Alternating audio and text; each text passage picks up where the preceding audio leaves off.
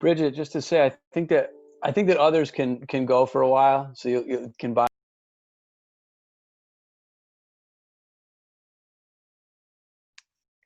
Hi, everyone. Thank you for joining us today. We are having the we're in the third session of the Roundtables, the essential role of peer support in citizenship work. That's the third session for our Roundtables on citizenship, social justice, and collective empowerment, living outside mental illness. I will be here supporting the tech. My name is Vanessa, and I'll be here in the background supporting the tech for any problems that you may have today. Just a few housekeeping information. The microphones are muted, so we just direct you to the chat if you do have any questions or concerns regarding the technology or questions for the panelists. And I will put our website on the chat so you can follow to our website for more events and products, and I'll pass it off to Paul. Thank you. Great, thank you. Hi, everybody, and welcome. My name's Paul Acker. I work with Advocacy Unlimited, a peer-run organization in Connecticut, and I am the facilitator for today's events. I want to start by introducing the panel. First up, we have Annette Diaz. Annette is a Latina who is the coordinator of recovery services at Community Health Resources, a mental health agency in Manchester, Connecticut, and Enfield. Next, we have Cherie Bragg, who is the Assistant Director of the Office of Recovery Community Affairs for the Department of Mental Health and Addiction Services, the state of Connecticut. Next, we have Bridget Williamson, who is the co-director of the Citizenship Project, which is a project of Perch, which is the Program for Recovery and Community Health, a part of Yale. And finally, we have advocate extraordinaire, Shannon Smith, who is a graduate of the DART program and also someone who has graduated from the Citizenship Project. So welcome, everybody. I guess I wanted to start by throwing a question out to the group. Can you talk a little bit about peer support and how peer support is in the mental health system, not just as to what we think it is, but what are we actually seeing in the mental health system when it comes to peer support? Hi, I'm Annette. Great question, Paul. So I know from my personal lived experience, I was a recipient of peer support services in the system, and it guided me in order to kind of like level up as far as my recovery and taking personal responsibility and being part of the community. I know so I work for one of the behavioral health agencies in eastern part of Connecticut, and how we implement peer support services has been a little bit of an evolution over there. You know, it started with a lot of lack of understanding of role clarity. And since me having the position, I have been able to assist the agency with understanding like the authentic, what it is we do and why we're here. To assist with the rest of the services at CHR in the behavioral health system. Sorry. And then, so one of the things that I've noticed is over the few years is peer support is a thing where it empowers people to want to live life, right? And it access and things of that nature. I'm sorry about my 2-year-old in the background. So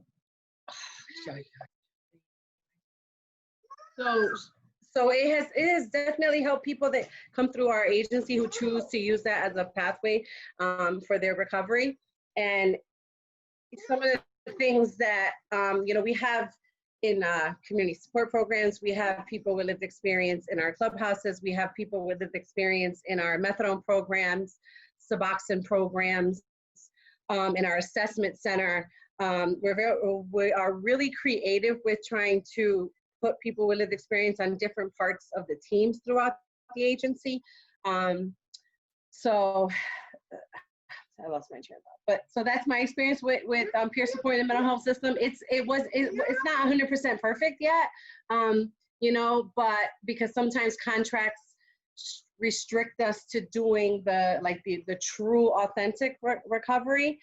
Sometimes we have fidelities to meet and things of that nature, but it is a key support for the people that have come through CHR. Personally, for me, I wasn't I wasn't introduced to peer support in the mental health facility or in the mental health system. I didn't learn about peer support until I got to this program called CRESS. And because it was a forensic outpatient program, that's where they had the peer supports. And that's where I met Bridget. And so I can't really speak about that really in a mental health system, because that was, to me, mental health is all about getting money. All right, I don't really benefit from it, but the system, I don't really benefit from it. But anyway, but it being a person also that has lived experience, meeting the peers, the people that have gone through what I've been through, and that have made life changes and are somewhat successful, that made me over time change to become the person that I am today. And I'm not gonna lie, I bucked and fought it, but the persons or the peers that I encountered, they stuck by me, they held on to me, all right? Which helped me to, even though I still think I don't benefit from mental health, but made me continue to go to services there, got me in college, things like that. So, I think it's a good way to educate and help people turn themselves around.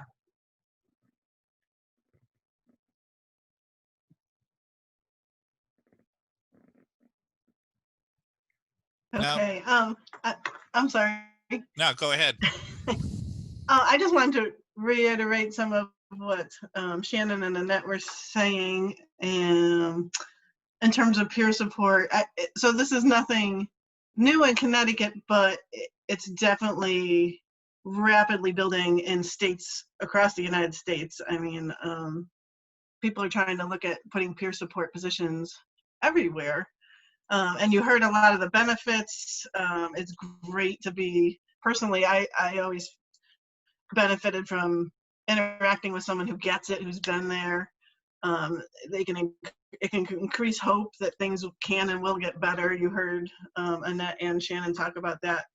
And some of the core peer support values, in fact, are things like self-determination and dignity of risk, partnering with a person and their community, full participation and inclusion in your community, and a community of your choice. And as a peer support specialist, you're really advocating for individuals to achieve their own stated needs, wants, and goals. So in other words, citizenship in the community of your choice. I just wanted to, in keeping it real, like Paul said, I think sometimes in the mental health system, they often see peer support as a means to engaging a person in what the system offers, right? Like, let's get them into our programs and the things we have to offer, which is kind of natural. However, when you do that, I think that can limit a peer support professional, because you're limited to what those menu offerings are in the system. You're focused on building those formal supports and not so much the natural or informal community supports that we all benefit from having. So like if your therapist or case manager leaves, you're probably not going to regain that relationship, right? And then there's some historical operations of power, control, and unfortunately paternalism in mental health systems. So, there's still the threat of involuntary assessment or hospitalization, and those associated treatments with that, right? So, or like let's say with methadone, holding bottles is a privilege that can be revoked. So there is some power structures in the mental health system that make it more difficult to operate as a peer support person in those sort of settings. And then the system sort of tends to value, like any system, people who like what they're offering, right? Which is great if that works for you. But if it's not working for you, like Shannon said, she might not have gotten what she wanted in the mental health system, then you got to support people in getting it wherever they find it. And hopefully that's in your community. And then as providers, which I've been a provider too, we often fall into the trap, and even as human beings, is getting really angry if somebody doesn't want the type of help we're giving. Or frustrated. We're really frustrated because that's all we have to give. What do you mean you don't want what A, B, or C? That's what I got. And then finally, I just wanted to talk about real quick the financial constraints on systems, which are very real everywhere these days. So sometimes peer support specialists end up operating outside of their role, more as case managers, or as one of the people with lived experience leaders in Connecticut likes to say, chauffeurs and gophers. So that's where you can see, something that can be extremely beneficial can sometimes take a turn if it's just operating within a system and not within a community.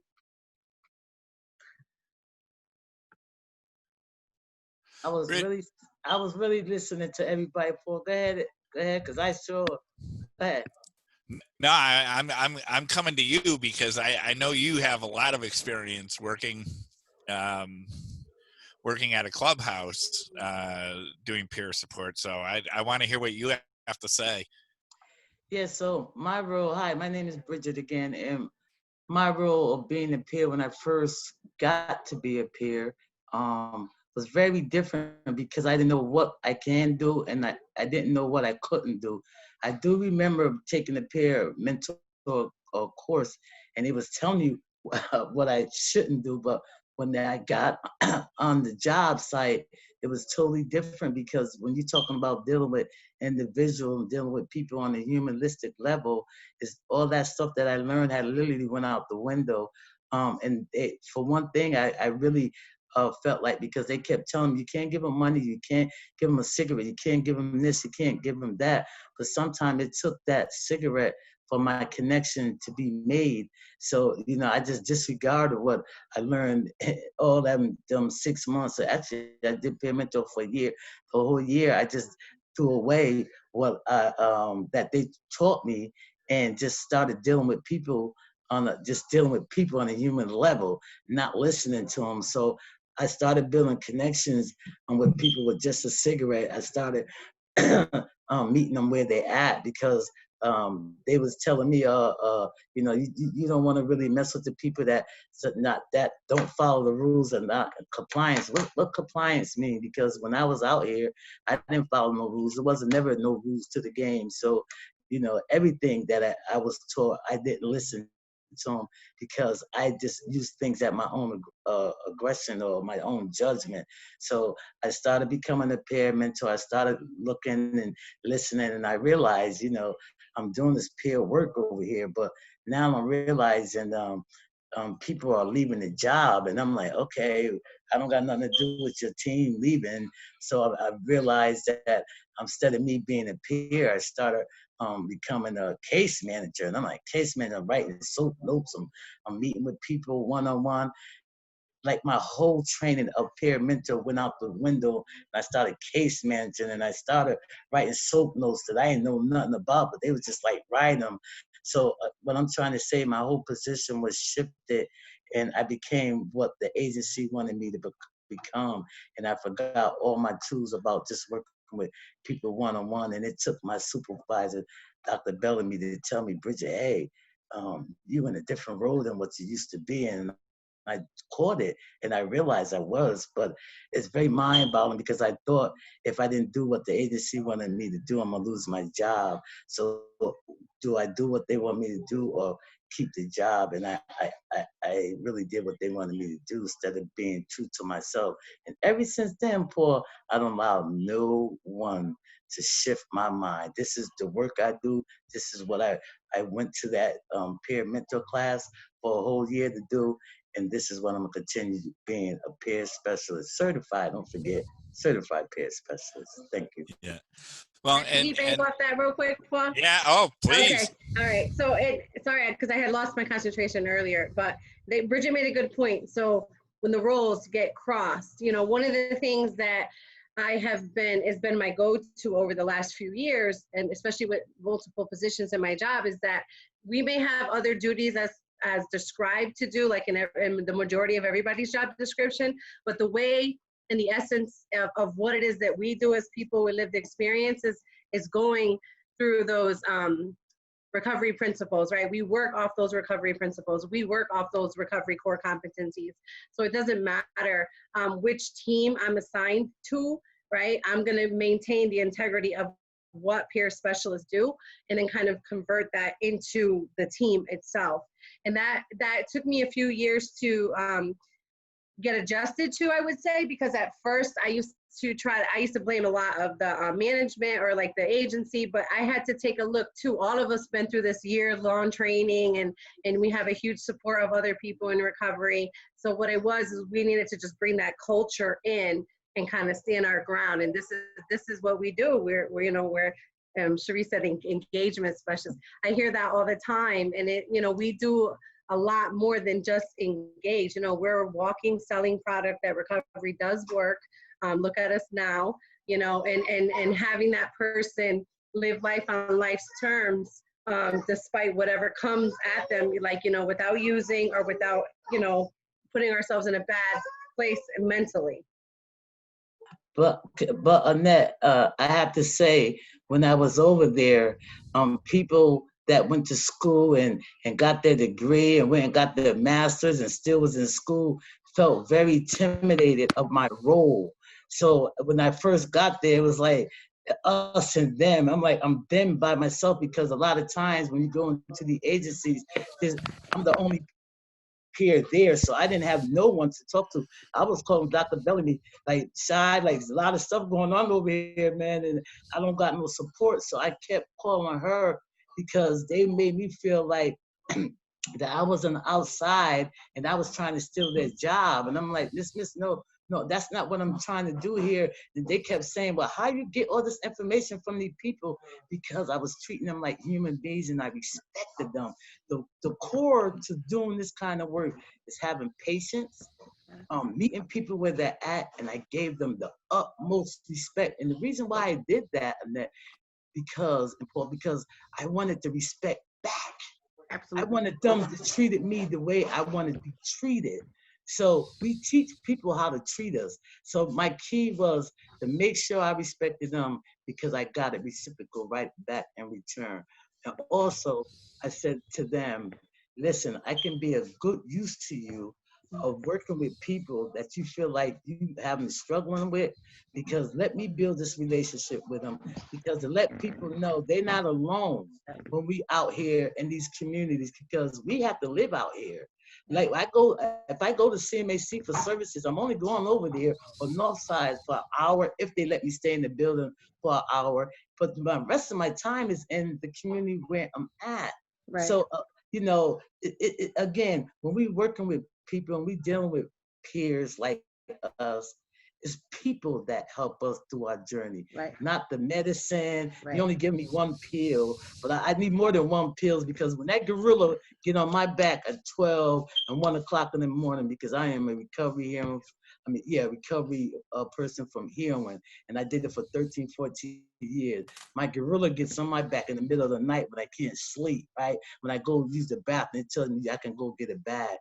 That's when I need someone to reach out and talk to me and let me know that I'm not alone. It's going to be all right, and I don't have to self-medicate. That's it. Right. Bridget, you said something. No, go ahead, Shannon. Bridget, you said something. They felt as though you were trying to take their jobs. But you know what it is? You connect better to a person that's like you. You know what it's like. How can I say? You know what I've been through. You know what my life is like because you experienced it. And that you experienced it. Sherry, you experienced it. And people who are in addiction, especially in active addiction, look for that connection. You got to find some kind of a connection. If Paul was a counselor who had no actual experience and tried to tell me what page 198 said, you and 198 could turn, because you don't know what it's like to be me. All right? And it's that connection.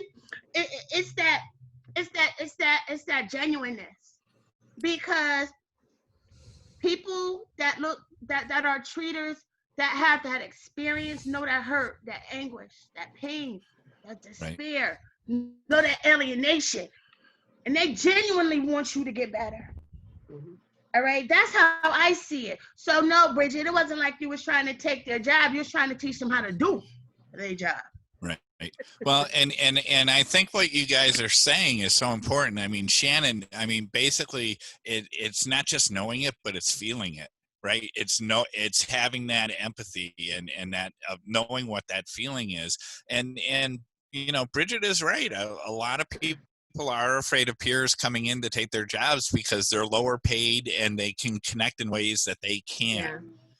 And so that can be pretty threatening. And I think that's why a lot of us end up kind of segregated in team environments. We're kind of tolerated on teams sometimes. Well, can I say one thing right quick? Yeah. When I was going to Gateway, I thought about, and I was me and Bridget, we was working closely. This was like a year and a half before I graduated. Like, me and Bridget was thicker than thieves. Like, and I was learning a lot from her about what I was going to school for. Like I said, I was in a dark program. But then I sat and thought, but I thought about the many programs that I've been in, the programs for co-occurring disorders, straight up drug programs, and how, like, I couldn't get that connection that I just spoke about with my provider. So I'm like, I said to my professor one day, every clinician should have their own peer. Every clinician should have their own peer. She said, why is that? Because that peer gonna break that ice long before you do. She says, oh, there's not enough money for it. Yes, there is. Yes, there is. All right, and I kind of got in trouble for it, but I don't care. But it's the truth. Every counselor should have their own peer. So I don't know. I think that's a part of being a peer. If you don't get in trouble for saying something, it's like you still aren't a peer. You know, but yeah, such great things. So I guess the next question I think I want you guys to kind of talk about and kind of look at is, what about peer support in the community?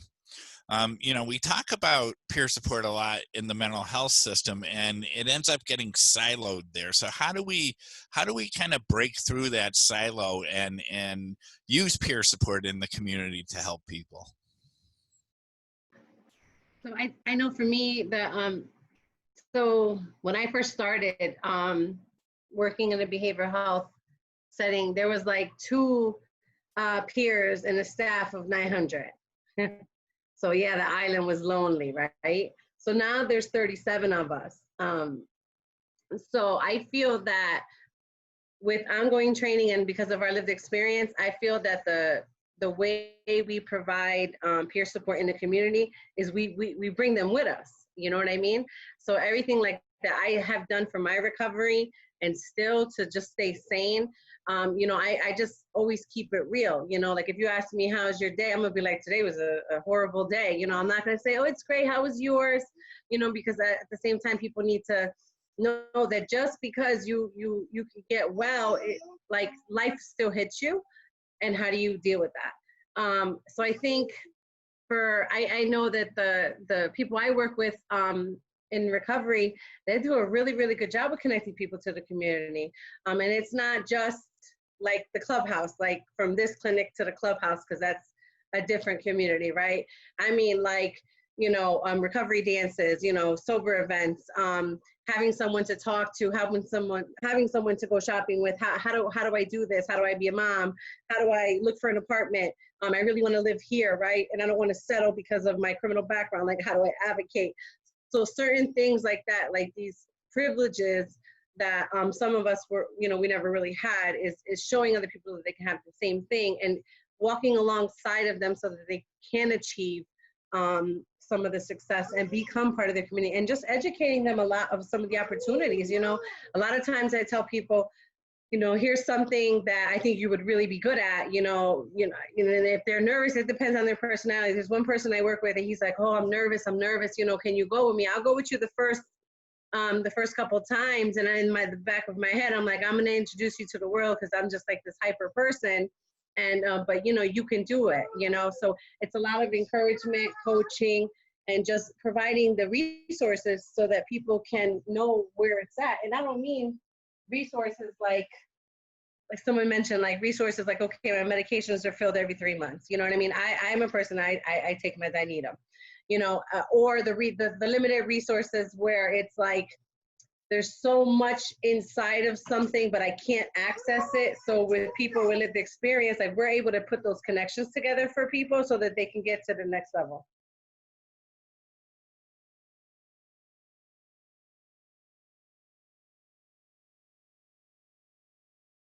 Can you repeat that question, please?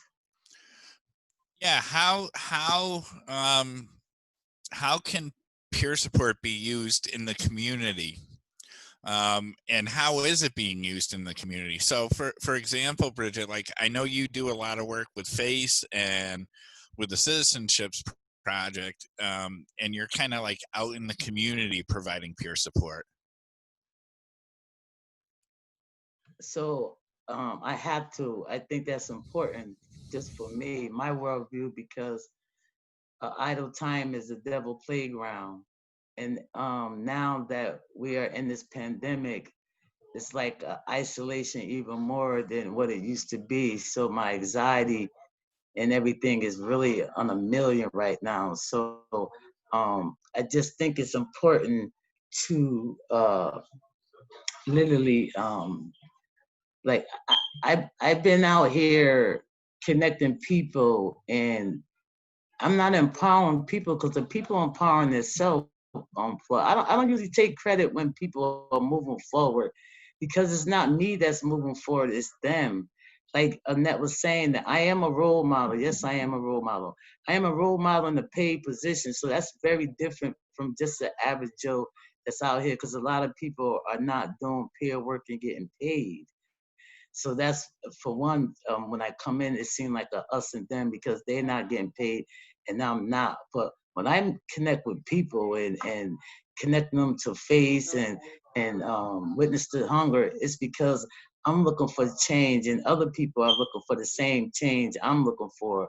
So I thought it was very important for me to get in my community, sit at the table, and with the shared decision making, to look for change together, because it's power in numbers.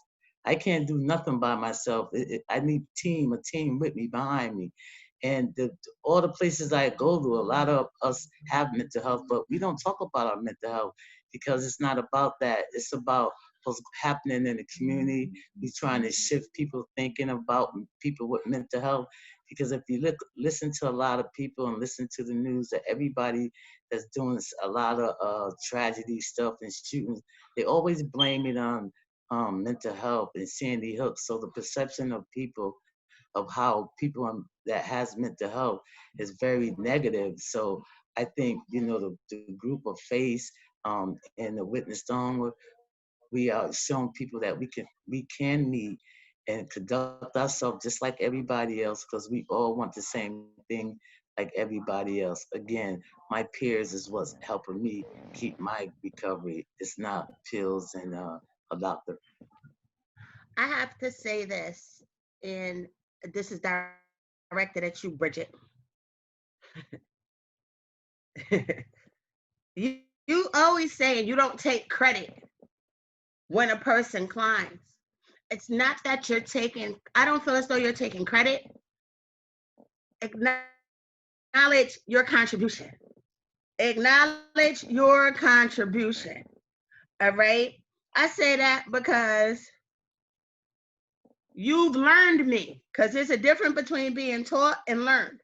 You learned me how not to want to snatch your throat out of the neck and to deal with those feelings and move on. And then when you see me put it into action, you smiled. Acknowledge your contribution in that. It's not taking credit, because I did the work to encourage the work in me. That's all about being a peer. Your paid position, being paid to do this don't matter to you, Bridget, because this is in your heart. This is in your heart. As I rise, I'm pulling you with me. You know who says that? Bridget. All right? That's peer work in the community. Peer work in the community is going to the hospital with somebody holding their hand saying, it's going to be all right. All right?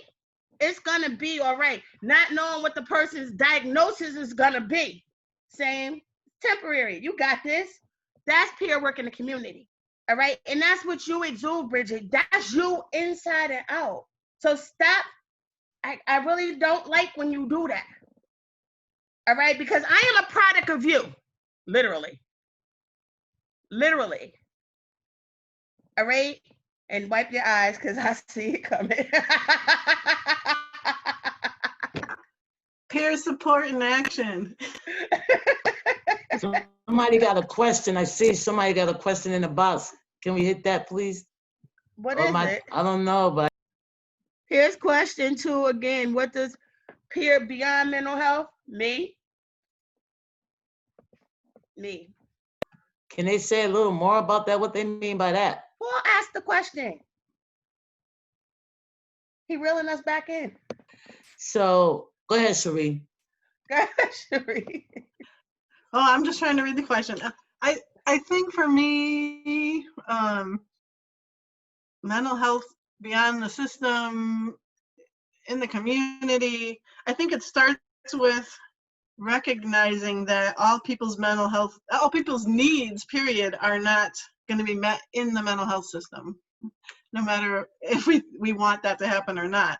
An example, just a light example of that is, more holistic healing type opportunities have become more popular in the past couple of years.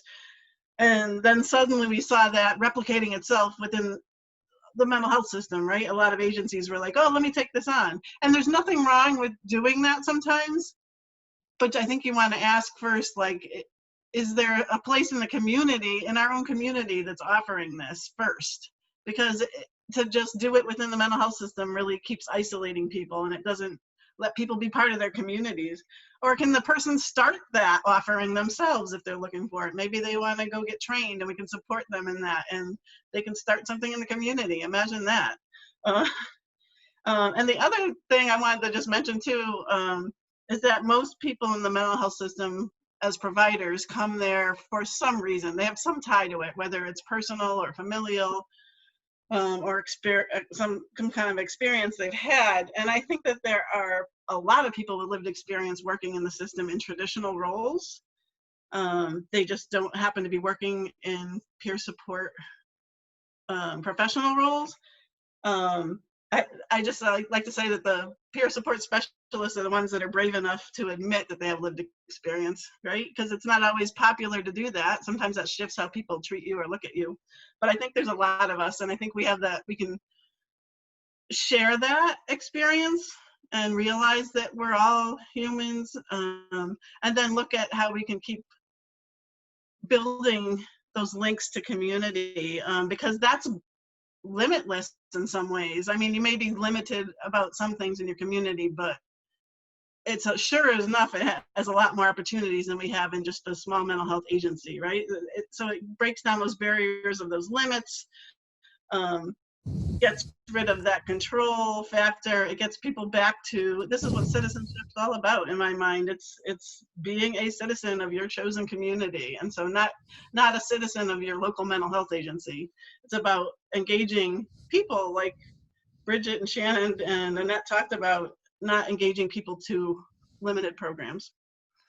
Right. Well, and it's interesting too, because my own experience is I've gone out to speak at places, and after there's always a clinician or two that comes up and pulls me into the corner and says, yeah, you know what, me too, I have that stuff. And it's like we've kind of created this system where we've told certain people, don't share what makes you human, because that way we can just passionately dispense care. And to be fair, Paul, like a lot of providers were taught that professionally, that they shouldn't share, right? So we have to be fair about that as well.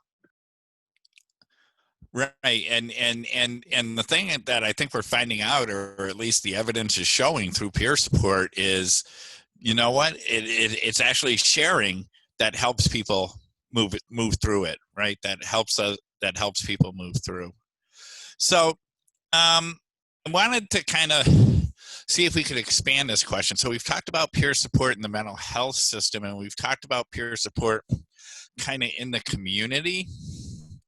How can we use peer support for social justice? How can we use peer support for change, where it's not just like, I think a lot of times peer support gets used as kind of maintenance of the system, right? You know, all the budget cuts, so let's get more peers. So how can we use peer support for systems change and for social justice issues in the community?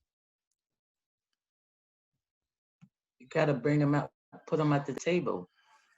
That's the only way we can change system, is put us at the table when they making changes. And Paul, again, I see that we have peers in the mental health system because they're getting it a little bit, right? Peer movement is starting to rise a little bit, right? But I can see peer mentors in the courthouse. I can see them in the hospitals, not just being job coach. I can see them in libraries. I can see them in offices, because I tell you, I don't care who you put me in front of. By the time I leave out of there, I will have a relationship. That's for one. I will have what I need to have from them, because I have a gift of gab, and I know how to meet people where they're at and make people feel warm. And peer mentor is just showing love to people. You know what I mean? It's being warm to people. Not that you gotta be cussing at me if you want me to do something, or yelling at me. That's not my role. I don't, even when people get mad at me when I'm at the Citizen Project, I don't get boisterous with them. I don't hold grudges. I don't like mistreat them because they mad at me. I just wait till they calm down, and then the next day they see me, but you know I was sorry. Man, I know you was having a rough day, because I have rough days. So Paul, if we just can get people to treat us when we having a hard time like human beings. I just think that when we sitting at the table, because a lot of academia people are afraid of us. They're afraid. The fear that sets in when we at the table. If we can get them and start educating them a little more, and I'm talking about take all this HIPAA stuff down about going into the courtrooms, and you can't know people's business. I already know their business before I even enter the courtroom. Even before you go into a prison, the prisoners know your charges before you even get there. So if all of that is happening, why we can't go in and shift the prison systems and shift the justice systems, even the social systems that you were just talking about? Yeah. And be honest. Be honest what you can do and what you cannot do. That's one thing I have always stayed honest with Shannon. If I can do it, I can do it. And if I can't, I can't. But I'm not gonna bullshit.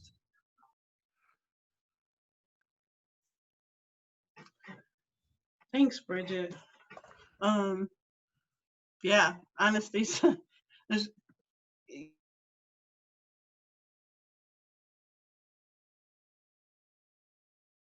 I agree with Bridget that, to use peer support as social justice is to include people, period, because we don't feel like we fit in. We've alienated ourselves from the community, from our families, and things like that. So, I mean, like, we got to be made. I know I had to be made to feel like not with what I was doing was wrong, but it's okay. You're over it. Come try something different. Come learn about something different. And I mean, social injustice, it's going to be here. It's going to be around forever. And like, the involvement is like teach them where they stand and what they can do. So that's how I feel about that. Hey, sorry about that. I got booted out and came back. Can you hear me? Sorry about that. I got booted out and came back. I just wanted to real quick with the social justice question. I think when we start looking at outside the system to connect in the community, then providers and peer support specialists in particular can partner with the person, right, to combat poverty, to combat racism, to combat lack of good, safe, affordable housing, combat oppression, demand respect from the community and from community services. You can partner together and think how strong we would be working all together on those kinds of things, those root causes of distress together, instead of being focused kind of inward. So I think that's what a big piece of citizenship and social justice, that's where they kind of meet. Because you're working on individual things, but you're really working on social justice issues if you're talking about that.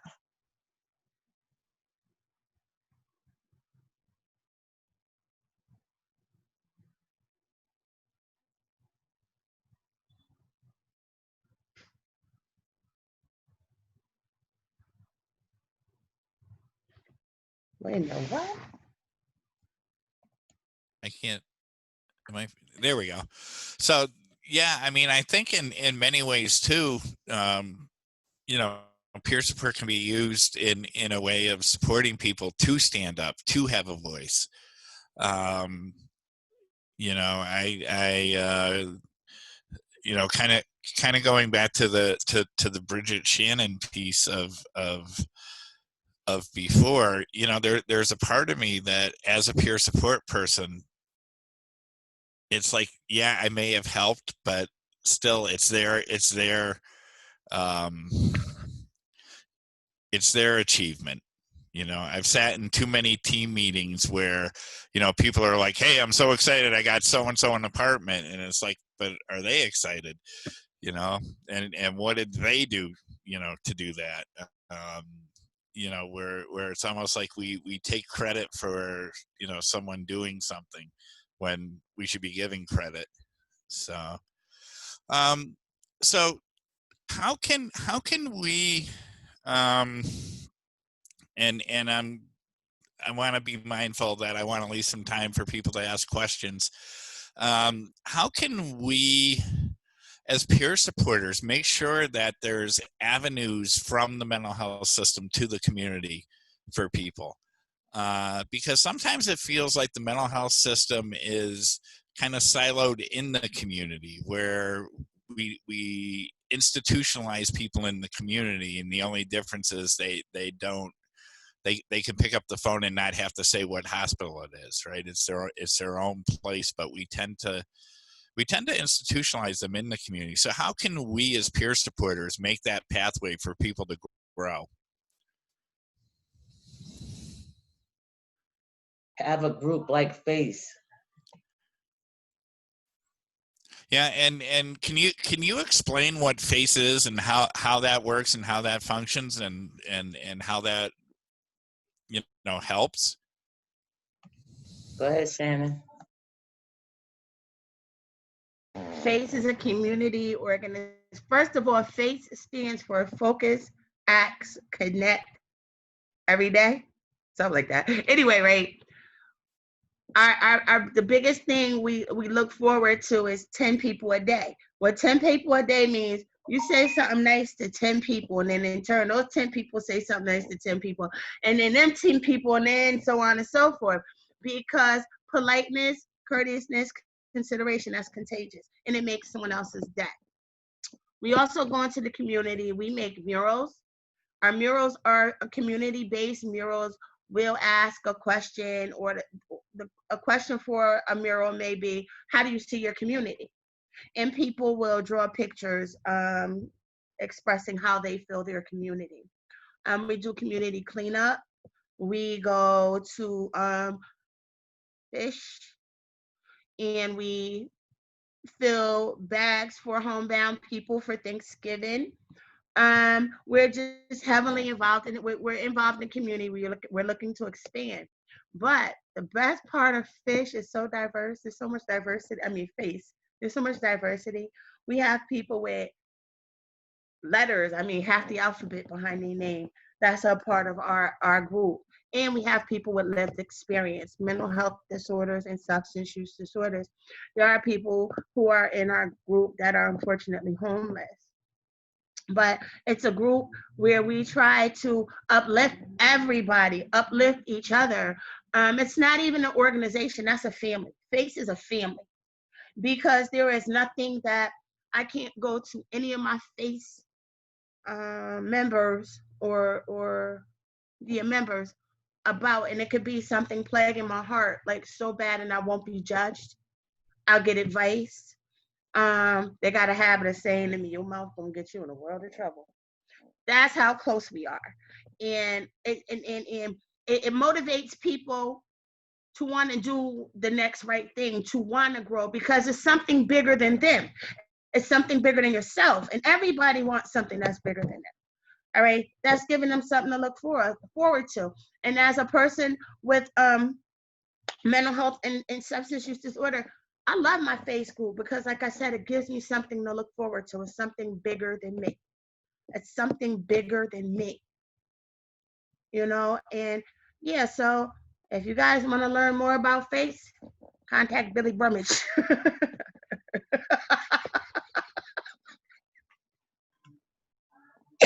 Sheree, you can talk about your experience, because I get long-winded, so I'm going to let you guys go ahead and run it. I was just noticing I don't know if you guys covered this because I got booted off a couple times, so stop me if you did. I saw there was a third question in there, and it's more of a comment. That have any of you ever heard of IDAA? It is a society of physicians and healthcare professionals who are in recovery. The doctors are certified in addiction medicine. I don't know if I had heard of that or not, but I wanted to just read that because I think that's really powerful. I've never heard of that. That's what Yeah, we're talking about. Because when I go into the doctors, I want to see people that look like me, and I want to see, you know, I want to see my culture in there, but I also want to see people that's in recovery from heroin like me, because, you know, a lot of times I speak in broken language. I talk like the streets, right? So I don't need no doctor that's got high academia and got to keep saying, what you mean? What you trying to say? I don't need nobody to keep asking me questions when I'm trying to express myself to them. So yeah, it's important to have peers. I would love to see a peer hospital run.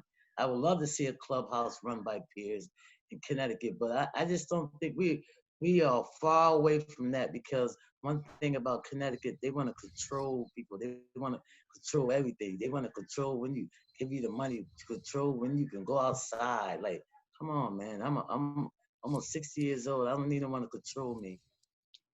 Connecticut's the land of steady habits, they say, so in general. Yeah. And I mean, to be fair, we do have peers in some clubhouses. It's just not the promise of them being member run. The clubhouses has long gone away. You know, and I think a lot of it, and I'm sure Bridget would agree with me on this, is we need to return the power to the people, right? We need to let them have a say in what the clubhouse is, instead of being told this is your clubhouse. I'm sorry. Go ahead, Sabrina. I just want to let your comment go, Bridget, about wanting to work with people that, you know, whoever it is that makes you feel comfortable, whether it's your culture or whatever. I know, like, for therapists of color, like, it's like 1% of the workforce or something really abysmal like that. That's ridiculous. You know, that doesn't match the population usually in a lot of places. That's not okay. So I think that really is important. I just wanted to acknowledge that comment. And can I tell you, because I'm almost that age, I'm getting so old, it seems like to me. Anyway, my ear tell me that. But the thing is, when I start dropping stuff to doctors, this my own personal doctor. I talk to the stuff that my life interruptions that happened that caused me all this trauma, anxiety. You know, they look at me, then I see tears in their eyes. So then I can't even tell my story because they get more emotional than me. I'm not telling you my story for you to feel pity and feel sorry for me. I just want to let you know the things that I have been experienced. And this is why I'm going through A through Z, because of my experiences. But I can't tell the full story because they get more emotional than I am. So I'm like, okay, you're a doctor. I'm supposed to be doing the crying and you're supposed to be listening, but it goes reverse. They do the crying. So I'm like, if they can't even handle this, and I ain't even really tapped into really everything that's happened to me, then how can I really feel like I'm comfortable to tell a story to the physician? So, I am being cheated out of getting my services because a lot of times, that's one, I don't see nobody that look like me, and two, they can't even handle the stuff that I drop to them. So I have to deal with it with the peers that I have around me and the people that's in my circle, and especially the students that I work with at Citizen, because we talk about citizenship. We talk about them 5 hours. But God knows if you take one of them R's, whether it's a relationship, whether it's resources, because I need resources to move forward. If you take one of them 5 hours away, I do not feel like I'm a complete citizen. Can I butt in on one thing? I have to say, I'm one of those people that cries easily, so I always feel it when I'm one of those people that's going to cry really easily when I hear something that touches my heart. But there is that fine line between having empathy and really feeling it in your heart about what someone's saying and feeling sorry for someone. That's a little different. And I've had people feel sorry for me too, particularly after giving birth to my son and seeing a depression of history. It was like, oh, and you're being felt sorry for it. It's like, I didn't ask for that. I don't want that. That's different than someone maybe getting tearful and saying, you know what, I felt that same way too. I had a hard time after giving birth or something. So there's a fine line there, and I just wanted to stick up for those criers out there like me. But to be cognizant that tears are not always welcome, and yeah, you got to be careful.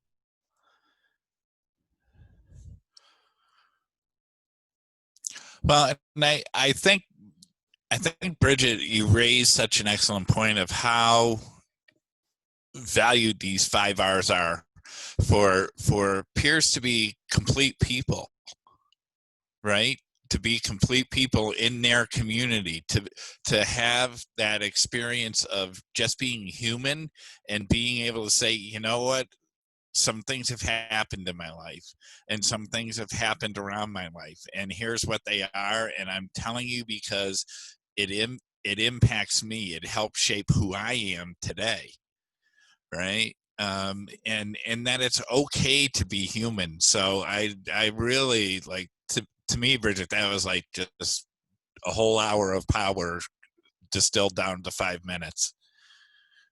And Paul, because we have life interruptions like that, and that trauma comes, knocking on our door when we don't want it to come, I don't have to go out and self-medicate. I don't have to. Before, when I was out there, I didn't see no other way. So this is what I talk to the students, the people that I work with. I don't have to, because my mother passed away, she was gonna die anyway. It's not my fault that she was gonna die. She came on this earth to die, right? We all gonna go. But because my mother died, I don't gotta go get a bag of heroin. No.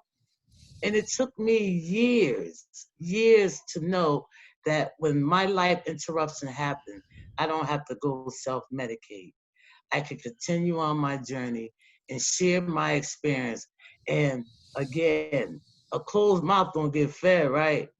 So if I don't talk about it, I'm not going to seek nobody to support it. So anything that happened to me, I'm going to talk about it because I need help, right? And I can't even really get it because when I call the doctor and ask, can I come in, she keep talking about Zoom. I don't want to see no Zoom. You know what I mean? So, yeah. I hear you. And it's interesting because it's that personal touch that peers bring to the relationship that kind of makes all the difference with people, right? It's they are finally seeing me as opposed to my diagnosis or opposed to what they feel I should be doing, and that really is the beauty of all this. And really the basis for social change, right, is that we stop othering people and start, having people be a part of us and being okay with their personhood. Just real quick, I feel like COVID is in a way one of those things that can help as a catalyst if we stop looking at it as here comes a tsunami of mental illness and start looking at it as, man, this is something that we're all impacted by, definitely with varying resources, but we're all impacted by this, and it's okay to not be okay because of it. And I think if we look at that in a more human way, that's what peer support's all about. So in a way, we're all peers right now when it comes to COVID. Again, with varying levels of resources, acknowledging that. But I have to say, but this is what peer mentor is about. Someone's in my community homeless. He has been, have a good one, babe. He has been shot like 15 years ago. He's sleeping outside. He's at the Elks. Here I go. My heart would not allow that. So I went over there. We got him some blankets. We got him some food. We got him toothbrush, toothpaste, everything he needed to go into a home, but he was outside.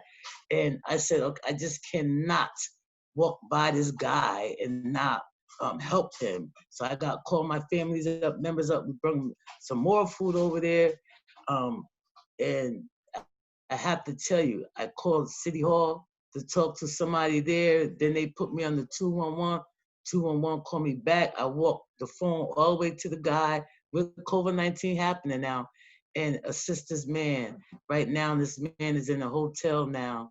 And I felt so honored to be able to do that. Did I think about COVID-19 when I did it? No. I thought about helping this man and treating him like a human being. That's what peer mentor is about. It's not just helping in the agencies, but helping people in our own community, in our own backyard. That is so true. And a great way to end this conversation, because I mean, in many respects, COVID is kind of like the great leveler, unfortunately, where a lot of us are learning and understanding what it's like to be alone, what it's like not to have that contact, what it's like not to have community, and to be on the outside, or in this case, inside your house looking out. And so, I hope as we move forward, we take these experiences and we grow a society based off of this experience, that understanding that compassion, having that empathy, and going that extra mile for each other. So with that, I realize that we're just about out of time, so I would definitely like to thank Shannon, Cherie, and Bridget, and Annette, who had to leave early, for doing this.